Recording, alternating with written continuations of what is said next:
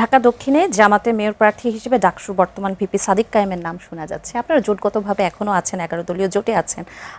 এই যে সাদিক কায়েমের প্রার্থী হবার যে ঘোষণা একটি যে শোনা যাচ্ছে, সেখানে আপনারা কি জোটগতভাবে থাকবেন কিনা? স্থানীয় সরকার নির্বাচনে কি হিসেব নিকেশটা কি?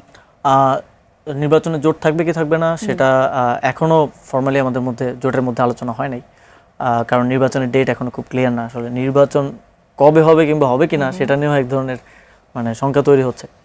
সে কারণে এখনো জোটের পর্যায়ে এই বিষয়ে আলোচনা হয় নাই, এটা নিয়ে আলোচনা হবে। তবে জাতীয় নাগরিক পার্টি এবং আমি যেহেতু নিজেও ক্যান্ডিডেট, আমি এককভাবে নির্বাচন করতেও প্রস্তুত, এবং আমরা মনে করি সবার আগে নিজের সক্ষমতাটা আসে, নিজের দলের সক্ষমতাটা আসে। সেই জায়গা থেকে আপনি খেয়াল করবেন যে ঢাকা মহানগর দক্ষিণে আমরা সাংগঠনিক সক্ষমতা বৃদ্ধিতেই সবচেয়ে বেশি মনোযোগটা দিচ্ছি, এবং ইতিমধ্যেই আলহামদুলিল্লাহ আমাদের অনেকে জাতীয় নাগরিক পার্টিতে ঢাকা মহানগর দক্ষিণে যুক্ত হয়েছে, সারা দেশেই যুক্ত হচ্ছে। এবং ঢাকা মহানগর দক্ষিণের একজন দীর্ঘদিন সাংগঠনিক পলিটিশিয়ান ইসাক সরকার, তিনি জয়েন করেছেন, তিনি ঢাকা মহানগর দক্ষিণের আহ্বায়ক হয়েছেন। এবং ইতিমধ্যেই আমরা প্রায় নির্বাচন করতে যেই পোলিং এজেন্ট প্রয়োজন হয় সেটা আমরা আমাদের মধ্যে কালেক্ট করে ফেলেছি, এবং তাদেরকে আমরা ট্রেনিংয়ের মধ্য দিয়ে নিয়ে যাব। তো আমরা নিজস্ব সক্ষমতার উপরে জোর দিচ্ছি এবং এককভাবে নির্বাচন করতেও প্রস্তুত আছি।